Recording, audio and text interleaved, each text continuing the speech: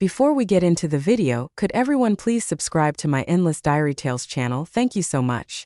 I am the real daughter in my past life. Right after I came home, I was kidnapped along with the fake daughter. The kidnappers called my parents and my brother to demand a ransom. My brother was frantic and tried to comfort the fake daughter, saying, "Don't worry, I'll save you as soon as possible." The fake daughter was rescued successfully, but the kidnappers continued to demand a ransom. My brother sneered and said, "Causing such a ruckus right after coming home, we can't pay this ransom or everyone will think they can mess with our family. Call the police." And just like that, I was killed by the kidnappers out of spite.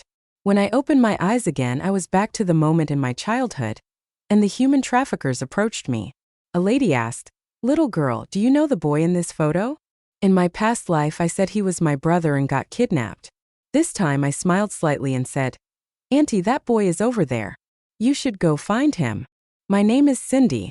I was originally born into a prestigious family. My dad, Simon, married my mom, Wendy, an equally influential woman, forming a powerful alliance between the two families. I have a brother, Nick, who is 3 years older than me. Since birth, I like to follow him around while playing. Our happy family life was shattered by the kidnappers' arrival that day. My brother and I were playing on a small slide in the park, while the nanny was busy on her phone. A strange aunt showed me my brother's photo and asked if I recognized him. I said he was my brother. This marked the beginning of the tragedy. To the kidnappers, it didn't matter which child they kidnapped as long as they could extort money from my parents. So I was taken away that day. I was tied up in an old warehouse, watching as the kidnappers called my family. They put it on speaker, and I heard my parents' anxious voices clearly. 30 million, not a cent less or else. Okay, don't harm my daughter. We'll get the money immediately, my parents promised. But then a naive child's voice interrupted. "Mom and Dad, call the police. The teacher said we should find the police if there's trouble." My parents must have worried that the kidnappers heard this, so they hung up quickly. That was my brother's voice, but it was too late. The kidnappers had already heard. The fierce man threw the phone down and cursed repeatedly. "If they call the cops, we're in trouble. Sell the girl instead. She's worth a lot." Thanks to my brother, I was sold to a remote village and suffered greatly. When we met again 15 years later, my room at home had already been taken by Lucy, an adopted daughter. Later, in a deserted warehouse, both Lucy and I were kidnapped. The kidnappers demanded $50 million. One was their biological daughter who had just been found, the other an adopted daughter they had raised for years. In theory, both could mean a lot, but they chose to rescue Lucy first without hesitation. When the kidnappers called, Nick frantically reassured Lucy, "I'll save you as soon as possible." So they decided to pay $5 million in ransom. Lucy first thought the kidnappers had the real daughter as the ultimate bargaining chip. They agreed without hesitation. Once Lucy was freed, they changed their minds about the deal. I will never forget Nick's sneering face on the phone, causing such a ruckus right after coming home. "We can't pay this ransom or everyone will think they can mess with us. Call the police." So I was killed. No matter how many years passed, my brother remained just as detestable. Maybe it was fate that I wasn't meant to die. When I opened my eyes again, instead of hell, I found myself reborn. I returned to the moment before I was kidnapped. The human trafficker asked, "Little girl, do you know the boy in this photo?" I smiled slightly and said, "Auntie, that boy is over there. You should go find him." Nick was kidnapped instead. When the kidnappers called demanding ransom, I was seriously playing with my toys while my parents were frantic. I heard the same threat I had heard in my past life. 30 million, not a cent less or else. This time my parents' response was unchanged. "Okay, don't harm my son. We'll get the money immediately." I walked over, confused, tugging at my mom's clothes and said loudly, "Mom, don't cry. Can't the police protect us?" The kidnappers, enraged, hung up. Clearly, my brother's fate would be worse than mine. In my past life, listening to the beeping on the other end, I silently wished good luck to my brother. After the deal fell through, our family used all resources, and the media reported Nick's disappearance, but there was no news. How could there be? That isolated mountain village didn't even have a signal. The people used primitive tools like candles and shovels without finding Nick. My mom cried every day and developed depression. My dad had to pause his business. I had to pause my studies because they feared losing their last child. Time heals all wounds. With my company, my mom gradually recovered, and my dad came out of his gloom. It seemed everyone forgot about Nick, and everything was harmonious again. In the study, my dad suggested adopting another child. Thinking of the ungrateful Lucy, I firmly refused. Dad, I don't want to share your love with anyone. Besides, if Nick comes back one day, he wouldn't want his place taken. I'll guard this home for him and work hard on his behalf. My dad was taken aback, then patted my head, praising me. Cindy, you're thinking long term. Dad isn't as perceptive as you. Reborn, I had over 20 years of experience, making elementary school tasks seem easy. Everyone marveled that our family had a rare genius. My dad was proud, treating me as his treasure, the next successor. Just like Nick in my past life, reality proves that gender doesn't matter. My dad just needed someone to make him look good. In the blink of an eye, I turned 20. I went from being short and chubby to tall and graceful. Everyone at the company respects me as the sole heir of the company. I am in the spotlight. Being a prodigy, I could find mistakes in documents when I was just in elementary school. By my 20th birthday, I had already led teams to complete dozens of outstanding projects. Wherever my father went, he took me along, showing off his incredibly talented heir. My mother was fond of the wealthy ladies' tea parties because of me. Then one day the police came to our door. The officer who worked on Nick's missing case years ago had become the deputy chief. He personally came over to inform my father that they had found Nick. He was at the police station. However, my father wasn't in a hurry to meet him. He even took the time to lecture me. He said, "Don't tell your mom yet, we need to confirm his identity first. Our family is large and powerful. Not just anyone can enter. Cindy, be careful. This could be a plot from our rival." Such grand words. Everything seemed so reasonable. I looked down, pretending to be humble. "Dad, you're so thoughtful." My father thought he was being discreet, but I noticed he investigated Nick's past, checking for criminal records and ensuring he had a clean slate before acknowledging him as his son. To my father, blood ties weren't as important as a pristine image. How laughable. But my show was about to begin. The guest hall of the villa witnessed a reunion after 15 years. Nick had spent those years in a remote village, working in the fields before dawn and doing laundry at night. He lived worse than a dog, barely getting enough to eat, sleeping in a pigsty, covered in heat rashes in summer and frostbite in winter. I knew these details because I had lived through them myself. Karma. This time it was Nick's turn. Seeing the housekeeper, Nick ran up excitedly. "Mom, I missed you so much. I dream of you every day." His real mother stood awkwardly to the side, unsure of what to do. I watched from the spiral staircase. After so long, how could Nick remember what his family looked like? No wonder he made a mistake. The housekeeper, earning $80,000 a month, dressed far more elegantly than some wealthy wives. Meanwhile, Nick looked awful in his cheap patched clothes. From the moment he walked in, a faint stench filled the air. He looked older than our mother. My delicate mother covered her nose with a handkerchief and sneezed several times. My father's eyes showed disgust. He coldly said, "This is our housekeeper, not your mother. Can't you even recognize your own mom?" Nick, realizing his mistake, then rushed towards his mother. "Mom, you're so young and beautiful. I didn't dare to recognize you." Mother, moved to tears, cried, "Nick, my child. It's good that you're back." The mother and son hugged and cried their eyes out. I wiped fake tears from the corner of my eyes with a tissue. In the past life, Nick looked down on me and asked if a rat from a sewer had gotten into the house. He also claimed he only had one sister, Lucy. How could I let him off easy this time? I pretended to be ignorant and asked, "Dad, Mom, what's that weird smell in the house? It's stinky. Could it be something dirty? Might it have some contagious virus?" The butler, thinking he had failed in his duties, checked around and said there indeed is a smell. But I swear the cleaners thoroughly cleaned the house twice this morning and used air freshener. The housekeeper, who had been mistaken for Nick's mom, hesitated. No, it's not a virus, it's just Nick." Nick, feeling ashamed and humiliated, scowled at me, his eyes burning with anger. Mother stepped back slightly. then awkwardly tried to cover up. My Nick has suffered. What kind of life has he led? We need to call a doctor immediately to examine Nick. Nick, in disbelief, looked at his mother, who had just been crying. I am healthy. I don't have any viruses. Mother hesitated, but father directly ordered, get cleaned up first. We will have a doctor check you from head to toe tomorrow. The butler had prepared Nick's room and led him upstairs. I apologized. I turned your old room into my study, and it just got completed half an hour ago. Even if Nick was slow, he could sense my hostility. He blurted out, why did you take my room? Give it back.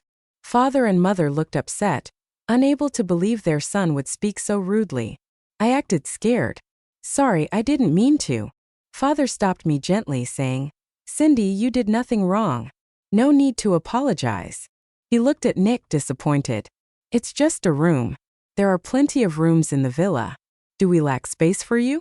And you arguing with your sister right away, where's your brotherly demeanor? Truly from the countryside. Father almost slipped up, quickly stopping, looking embarrassed. Nick, furious, stormed into a guest room, slamming the door loudly. On the day of our reunion, my long-lost brother left a terrible first impression. The next day, Nick had a full body checkup. The results showed malnutrition, anemia, low blood sugar, and chronic gastritis. Thankfully, there were no major illnesses since he was young. The doctor prescribed some medicines and advised him to take care. Mother sighed in relief, then hugged her squeaky clean son, comforting him. I knew she spent hours scrubbing herself in the bathroom last night, afraid of catching something unclean. I wasn't surprised anymore. In the past life, when I came back, she did the same. Even if we only held hands briefly, she would repeatedly scrub her hands using the excuse of having a cleanliness habit. But in reality, I saw her tenderly wiping Lucy's mouth without any disdain. She just rejected an outsider returning home. Mom signaled me to come over. She sighed. Finally, our family of 4 is together again. Nothing can tear us apart anymore. Dad smiled at us, seemingly forgetting yesterday's argument, but I knew better. It was all just a facade. His gaze at Nick was always filled with scrutiny, as if wondering what benefits Nick could bring to the family. I suddenly said, actually, this should be a double celebration. I sponsored a girl but didn't get a chance to tell you all. Mom was surprised while Nick reacted aggressively. He demanded impatiently, what do you mean? I just got back and you're bringing someone else into the house. His raised voice startled me. Dad frowned, displeased with Nick's outburst. That crude behavior, Nick. Don't yell at your sister. This isn't the countryside. Let Cindy finish. You should know whose family. Mom quickly took Nick's hand to calm him down, worried that yesterday's scene might repeat. I signaled the housekeeper to bring the girl over. A skinny, short girl with a sallow face appeared in the villa. She looked like she came from the same world as Nick, even reeking with a similar unpleasant odor, unlike her former glamorous self. Without meticulous care, Lucy appeared timid and hesitant. It took me a lot of effort to find her in some orphanage. The funny thing is, that place was near the village where I was abducted in my past life. The head of the orphanage, eager to show off other children, pointed me to the backyard quickly. There I saw Lucy being beaten by others, her eyes dead and hollow. The head of the orphanage was indifferent and actively recommended other choices. We have many smart kids here. That girl is eerie and hard to get along with. When Lucy saw me, her eyes lit up for a moment but quickly dimmed again. I pointed er her förmlig. She looks quite pitiful. After all, she was part of the good show I prepared for my brother. Seeing a reflection of himself in Lucy, Nick was hostile. Sponsoring her is fine, but why bring her here? Bring her here to fight fire with fire, of course. In the last life, the inseparable siblings had turned against each other. How dramatic and entertaining. Ignoring Nick's shouting, I explained to Dad. I've always wanted an older sister, and Lucy is around my age. We get along well. Now that Nick is back, it doesn't hurt to sponsor one more person. This way no one will suspect his background. We all knew that suddenly announcing a new heir to the company would raise eyebrows. Mom glanced at Nick, conflicted. But this is unfair to Nick. Nick, enraged, pushed me. Cindy, what kind of sister are you? Can't stand your own brother. I stumbled backward but was caught by Dad. Nick scoffed, Come on, I just pushed lightly. Cindy, what are you pretending for? Dad, furious, wanted to kick him. Enough. Don't come back just to make a mess like a dog. This is settled. Cindy has the big picture in mind, thinking for the company. What about you? You want our stock to fall, huh? Nick glared stubbornly at Dad, refusing to speak. Mom softened, acting motherly. How about this? Let's not announce it publicly yet. Once the timing is right, we'll hold a grand banquet. We'll invite everyone and let them witness our long-lost son's return. Nick looked at Mom in disbelief, choking back tears. Even you don't want to acknowledge me? Mom avoided his gaze, clearly uneasy. I couldn't help but laugh. Wendy knew her affluent lifestyle depended on the company's success. She wouldn't dare harm its interests. Lucy tugged at my clothes, gazing at me earnestly. Cindy, you look like a princess. So beautiful. Can we be sisters? I've always dreamed of having a sister like you. I nodded. Of course. From now on, you're part of the family. She hugged me excitedly, eyes filled with reliance. Like real sisters already. Everyone seemed relieved except for Nick. His world was shattered. Mom got smart this time, instructing the housekeeper to take Lucy for a cleanup. She would officially join the family. After health checks a few days later, Lucy moved in, eager to fit in. She dressed in the branded clothes from the closet, introducing herself confidently to our parents. Despite her nervousness, her confidence was impressive. Nick, however, sulked in his room, upset by the situation. Nick was staying in the guest room while Lucy and I lived on the same floor, far from what he imagined. Whenever he saw her, he became weary, hiding his resentment poorly. A biological son lived further away than a sponsored outsider. His status was clear. The family planned a welcome dinner for Nick, and I suggested using fresh ingredients sent by overseas friends. The kitchen staff quickly processed the air freight king crabs, wagyu beef, and more. In the grand dining hall, the Swarovski crystal chandelier cast a dazzling light. Chefs prepared exquisite dishes, serving them one by one. Nick, unfamiliar with the array of plates, cutlery, and bizarre napkins, didn't know how to start. Mom felt sad. Is the food not to your liking? Coming from nobility, she couldn't fathom anyone not knowing how to use such elaborate utensils. In the past, in that small village, a candle and basic cutlery were luxuries. Most ate with their hands. Nick pretended to be calm, trying to imitate me, but I purposely stayed still. So he grabbed a glass of water and gulped it all down. Anyone would think he was a thirsty ghost. I kindly reminded him, "That's mouthwash, not for drinking." Nick looked embarrassed. In contrast, Lucy's manners were impeccable. Thanks to our days together, I had patiently taught her every dining etiquette.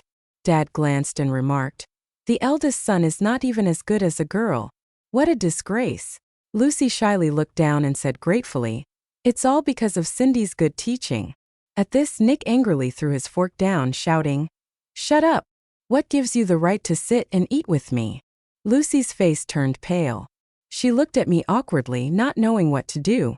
I knew how hard she had been trying to fit into this family over the past few days. Unfortunately, Nick would lose his temper as soon as he saw her, constantly emphasizing that she was an outsider. Under the table, I squeezed her hand secretly to comfort her. Dad frowned. "Starting tomorrow, we'll hire an etiquette teacher to start from scratch. We can't afford this embarrassment in our family." His unintentional words struck a nerve. This comment was like flipping a switch. Nick flipped the dishes in front of him, shouting, "That's enough. I can't handle this etiquette stuff. You just want to embarrass me." Mom was stunned, trying to explain something. Nick pushed her away, shouting, "Hypocrite." I couldn't help but agree a little. Wendy boxed herself into the role of a mother, but she didn't do it well. It was all superficial concern. Seeing his wife being driven to tears. Their long-lost son, "Dad scolded your mom once, got depression because of you. And now you're doing this? You've been wild for so many years. Did your sense of duty get eaten by dogs? I am truly disappointed in you. You can't do anything right and lack even the basic moral decency." Dad sure knew how to push buttons. "I'm even more disappointed in you, Dad. You weren't like this before." Nick, initially acting on impulse, was now completely lost in his anger, rolling up his sleeves as though getting ready to fight. A big showdown seemed imminent. I sat by, munching on seeds and enjoying the show, but unfortunately, no fight broke out. As Mom tried to intervene, she suddenly fainted. Dad quickly got her to her room to rest, and the scene was chaotic. The next few days, the house had a tense atmosphere. Nick hid in his room every day. Mom's attempts at concern were met with rejection, and she spent her days crying in secret. Dad, noticing the empty chair, huffed, "Country folks just can't blend in. It's humiliating." So I suggested hiring an etiquette teacher. Professor William from the Etiquette Academy was an old stickler. Thus Nick had to learn etiquette every afternoon, starting with basic dining manners. Lucy volunteered to join the lessons.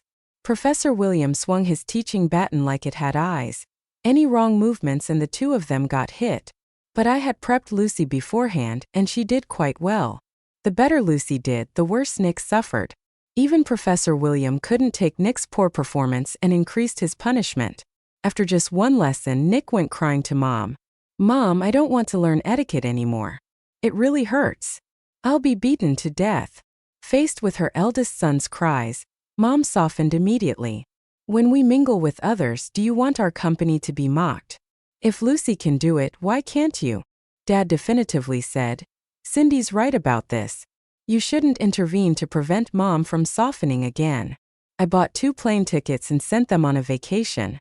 Nick cornered me when he found out, his eyes dark. "Cindy, don't think I don't know this was all you're doing. We'll see about this." He attempted to push me, but I dodged in time. He hit the railing instead, letting out a painful shriek. "Someone help." Cindy pushed me. "But no one would help him out right now." I laughed. "Scream all you want, no one's going to believe you." He probably didn't know this, but all the hallways have surveillance cameras while the rooms don't. I doubt he even knows what surveillance is. Turns out he really didn't know. He was foolish without realizing it. In the past life, Nick and Lucy had used these lowly tricks to frame me. Dad and Mom never cared about the truth. They assumed everything was my fault and punished me relentlessly. This time Lucy stood with me. She stepped forward, her tone firm. "I can testify. Nick brought this upon himself." I studied seriously every time while Nick was always distracted. Nick slapped her hard. "Who do you think you are, smart ass? He wouldn't dare hit me, so Lucy." He was his scapegoat. He used all his strength, making her face swell. She looked pitiful. She glared at Nick menacingly. I had no doubt that she'd hit back if I gave the signal. In a civilized world, we don't need to resort to violence. I pulled up the surveillance video on my phone and played it back in slow motion. Every frame was clear, showing exactly how Nick deliberately crashed into the railing. Nick stammered. "You." Lucy grabbed my sleeve, pleading, "Cindy, please don't tell anyone about this."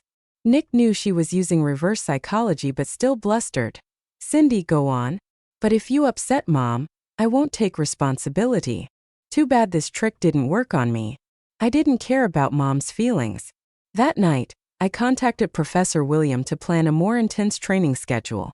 Nick's lessons increased to 3 times a day, covering morning, noon, and night. He was in misery but had no choice. A few days later, Nick looked worse than when he first arrived. Lucy, on the other hand, made great progress and started to show some grace and poise. As Dad and Mom's trip was nearing its end, I switched back to a single afternoon lesson. Mom seemed oblivious, fussing over Nick's weary state. "Nick, why are you so tired? But you look quite stylish now." The stick method worked. At least Nick's basic manners were now up to par. Dad was reluctantly satisfied. He praised me. "Cindy, you're impressive. Your brother is lucky to have a sister like you." In my dad's words, all of this was thanks to me. I gladly accepted the compliment, even though all I did was talk and respond with a big gesture. It's what I should do. I even picked out more than 10 professors to tutor Nick. Nick's face turned black when he heard that. Holding back his anger, he forced a twisted smile and said, "That's too much trouble. Thank you, Cindy, but I really want to experience learning at school." "Mom, Dad, it's always been my dream." Hearing this, my mom started crying again. "Fine, if my son wants to go, he can go. Any school is fine." I suggested, "How about going to a regular school nearby? That way, he won't have to worry about falling behind." My dad was thinking the same thing. Nick, terrified, rejected the idea multiple times. He had been tricked by me too many times lately. Every time Professor William got mad, I was always there, making penalties double with just a few words. Nick was in no mood to take my advice. He quickly said, "I'll just go to the same high school Cindy went to. If it weren't for that incident, it should have been my alma mater too." When he said that, his face showed some regret but also relief. Mom was so moved that she immediately called the principal to arrange 2 spots. Nick secretly gave me the middle finger satisfied, but I was even more satisfied because at that high school I had a bunch of enemies. I attended that elite school as a transfer student for a few months. The place had all kinds of people. There were repeaters who had been held back for years, gifted kids skipping grades, heirs from wealthy backgrounds, teachers and arrogant security guards. Back then, I turned the whole school upside down. But they had no evidence against me. When I got bored, I just left and quickly finished school abroad, skipping grades. After a few years, the chances were high that the high school still had the same people. So now, Nick and Lucy going in as transfer students meant we could predict their treatment. Sure enough, the butler had just dropped Nick and Lucy off at school in the morning, and by the afternoon I got a call from their homeroom teacher. Nick had a conflict with someone on the first day of school, got injured and needed to rest at home. I asked the butler, was the person who hit him a redhead with piercings all over his nose, mouth and ears? The butler was shocked and said yes, that guy Bob was the king of the repeaters, losing 2 front teeth because of me. He chased me every time he saw me. Nick broke 2 ribs and lost 4 front teeth. He was no match for Bob. My dad angrily questioned the homeroom teacher, but the surveillance showed Nick started the fight. He didn't manage to hit Bob and instead got taught a lesson. Lucy cried on the spot. I told Nick not to be so impulsive and not to fight, but he wouldn't listen. I tried to stop him, told him not to embarrass the family for my own good, but I couldn't hold him back. It's all my fault. Lucy sobbed convulsively beside Dad, who got angrier. Bob claimed self-defense, saying he couldn't control his strength. Bob even asked Nick for full compensation for his losses. Anyway, starting a fight on the first day left a bad impression. The homeroom teacher suggested Nick rest at home until further notice. Putting it nicely, it was awaiting further notice, but it was actually a subtle way of kicking him out. So to my dad, Nick became an embarrassment, even worse than Lucy. Nick explained to Dad that he called me a bastard child. He said really awful things. I couldn't take it, my dad slapped him. Loser. My son can't even win a fight and gets played. Getting expelled on the first day was unacceptable for Dad. Nick, holding his slapped face, yelled, "But it's all your fault. If you acknowledged me from the start, I wouldn't be mocked as a bastard." Dad got so mad he wanted to kick him. Mom quickly saved the situation. "It's not that we didn't acknowledge you.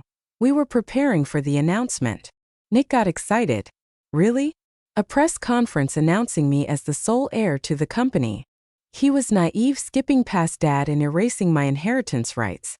In reality, Dad held all the power, and most of the shares were in his hands, not allowing anyone to covet them. Even I didn't have much say. If nothing changed, Dad wouldn't give up control until his death. Coveting the company before Dad's death was a huge mistake for Nick. I even felt a hint of malice in Dad's eyes, but maybe that was just my imagination.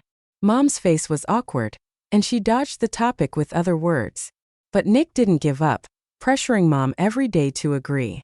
Their touching mother-son bond now had cracks. I was on the brink of collapse in my study when Dad asked me what I thought about the situation. How to deal with it wasn't a mystery to him. He just wanted to test me. Having known him all these years since my reincarnation, I knew what he wanted to hear. I said seriously, "It's too early to discuss inheritance. Dad, you're in great shape. You can easily work until you're 90.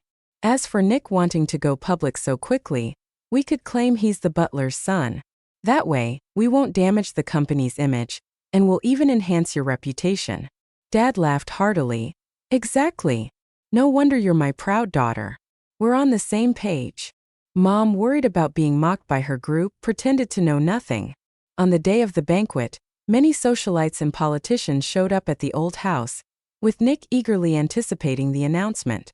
When the time came, holding the microphone, Dad declared that Nick was the butler's long-lost son and that he would treat him as his own. Nick would receive yearly stock dividends similar to my benefits. Nick's expected title as son turned into butler's son, and his inheritance was reduced to dividends, not even close to being the same. Naturally, Dad also acknowledged Lucy alongside him. Lucy was a girl I sponsored and also adopted as a foster daughter, hoping the three siblings would get along. Nick, furious, knocked over the champagne tower and yelled hysterically, "Nonsense! I'm Nick, the long-lost eldest son and the next heir to the group." Everyone around pretended ignorance, though they knew the truth. But Lucy, unlike Nick, was sensible and obedient. "Thank you, Father. Becoming your foster daughter and joining this family is the biggest blessing of my life." When Dad heard this, he furiously pointed his finger at Nick, getting even angrier. "I decided to adopt you because I felt sorry for you. Don't take it for granted." They truly were like father and son. No one could outtalk the other. Soon they began fighting, and the nice party instantly turned into a brawl scene. People around didn't dare watch the commotion for too long, and quickly found excuses to leave. "Stop it! Stop fighting! What a disaster! What's all this mess about?" Mom tried to intervene, but she couldn't hold them back. I turned on my phone and secretly recorded the fight, planning to use it as a funny video to amuse myself later. In the end, Dad couldn't beat my brother and was narrowly defeated. In a fit of rage, he ordered Nick to be thrown out, threatening that anyone who tried to intervene would be kicked out as well. Nick clung to the doorframe, refusing to let go. "Why should I go? If anyone should leave, it should be Lucy. She's the outsider, not part of this family." Dad locked all the doors and windows on the spot, preventing any chance of Nick breaking in. I whispered to Lucy, "Nick is really scary, like a savage. If you were my real sister, we would get along so well and avoid such disgrace." As expected, Lucy seemed deep in thought after hearing my words. Mom held my hand and pleaded, "Cindy, help your brother, he just got. Where will he stay if he's kicked out?" She wasn't this anxious when I was taken hostage before. I nonchalantly pulled my hand back and explained, "Dad is really mad right now. Saying anything will only make it worse. It's better to wait a bit before bringing it up again. I'll take someone to find brother later. Don't worry, nothing will happen to him." Mom sighed in relief and went back to her beauty sleep. Someone else might have suggested going together, but not Mom. That's just how she is. She has motherly love, but not much. The butler and I walked down the mountain road and found Nick quickly. When he saw the butler, he looked hopeful. "Dad sent you to get me, right?" I knew he'd regret it. I tossed him a card. "Mom gave you this for living expenses. Stay out for a while." Nick's expression froze. "What do you mean? Can't I go back to my own home?" "I get it now, you're lying. This is all your scheme, you wicked woman." The butler stepped in to stop his attack. "This has nothing to do with Mississippi. Madam gave you the card out of concern." Nick kicked the butler. "Get lost. You're all in cahoots." He didn't forget to take the card before leaving and threatened, "I'll get rid of you too one day, just watch." I looked forward to seeing his reaction when he found out the password on the card was wrong. It would be priceless. After Nick left, the house was quiet all of a sudden. Mom occasionally mentioned brother's name, missing him when she saw things that reminded her of him. "Cindy, your dad should be calm by now. Why don't you bring Nick back?" I didn't want to face Nick's ugly attitude. The company has been busy lately. Maybe Lucy could go get him. Lucy eagerly agreed. Yet we didn't hear back from her by nightfall.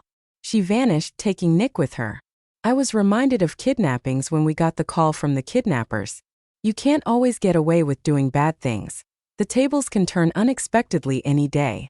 The kidnappers somehow found out about brother's identity and demanded $50 million, or you'll get a corpse. The house turned chaotic because of the call. $50 million, which is almost 300 million yuan, isn't something you can instantly withdraw from the bank. Mom cried. "Let me at least see Nick first. Is he hurt?" The kidnappers put the phone on speaker, and Nick's terrified voice came through. "Mom! Dad! Save me, please." Parents were solely concerned about brother, and I ended up comforting Lucy. "Sister, don't worry. I'll rescue you as soon as possible." The call ended abruptly, and the kidnappers gave us half an hour to prepare. Dad came to discuss a plan with me. I suggested, "How about this? Let's use a few million to first get Lucy back. Then we can use the time difference to notify the police and catch the robbers." Mom cried. Can't we get Nick back first? He's our real family. I bitterly shrugged, but we can't get brother back with just a few million. We don't have that much liquid cash at home. Time was of the essence. The longer we delayed, the more danger they'd be in. Lucy was just a sponsor to me, so rescuing her first would be easier. This move would show the kidnappers we were serious about paying. After hearing my explanation, Dad decided to go with this plan. Half an hour later, we proposed using our available cash to get Lucy back first. Only after ensuring her safety would we gather more money. The kidnappers agreed without much hesitation. Nick was their trump card after all. Minutes later, we received an anonymous text and found the unconscious Lucy in the suburbs. She was dirty, but a check revealed only minor scrapes. It showed the kidnappers hadn't harmed her. Mom's worry eased a bit. The kidnappers called again. This time it was $50 million to get your precious son back. You have 3 hours. Dad's face turned grim. Even he couldn't come up with that amount so quickly. I suggested let's pretend we don't care much about brother and offer them a maximum of $10 million instead. We never publicly revealed brother's identity, and the robbers couldn't be 100% certain about it. Mom hesitated, but Dad looked pained. We had no choice. We notified the butler to contact the police. When the kidnappers called back, I couldn't help but chuckle. He's caused such a stir just as he got home. We can't pay the ransom. Otherwise, everyone will think they can bully us, Nick shouted on the other end, and the call was cut off. In haste, we lost track of brother, and he might have even been at risk of being killed. The butler rushed in. The police are already on it. They immediately sealed off all city exits and started a thorough search in the area where we found Lucy. I firmly stated the kidnappers wouldn't dare to kill him. Without a hostage, they'd have no way out. Nick would probably survive, but in what condition I couldn't say. Maybe missing a limb or an organ, but alive nonetheless. Mom tried to stay calm but soon fainted. The police searched almost the entire city with no results. They speculated the kidnappers were hiding in an unmonitored underground area. Probably the sewer system. But the underground areas of the city are complex, and searching is no small task. I received various clues collected by the butler and, combined with my previous experience of being kidnapped, I had a general direction in mind. I circled a few places on the digital map and sent it to the police.